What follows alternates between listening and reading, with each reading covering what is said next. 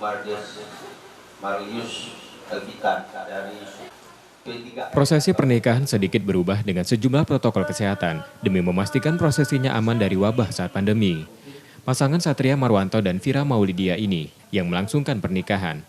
Sebelum datang ke lokasi, tamu wajib mencuci tangan. Untuk memastikan jarak fisik terjaga, jumlah undangan dalam majelis nikah dibatasi maksimal 10 orang dalam satu ruangan. Tiap orang juga diwajibkan mengenakan masker dan sarung tangan bila perlu.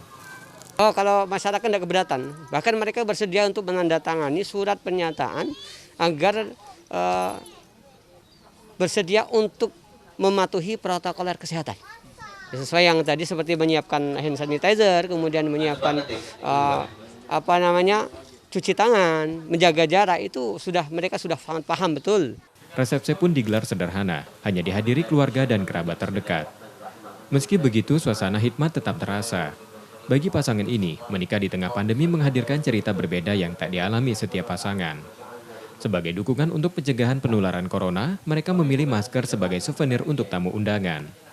Nggak keberatan sih, karena memang sesuai dengan prosedur protokol kesehatan yang berlaku kan.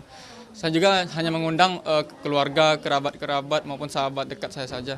Semoga dengan menyempurnakan agama Allah ini, saya dapat bahagia, sakinah, mawaddah, dan warohmah. Dan untuk pandemi ini semoga cepat berakhir. Bersamaan pelaksanaan kenormalan baru, akad nikah dan pesta pernikahan dapat kembali digelar. Namun Kementerian Agama meminta agar pelaksananya tetap patuh pada protokol kesehatan yang tidak mengurangi makna pernikahan untuk menuju keluarga yang sakinah. Rizky Nurmizan, Kompas TV, Palembang.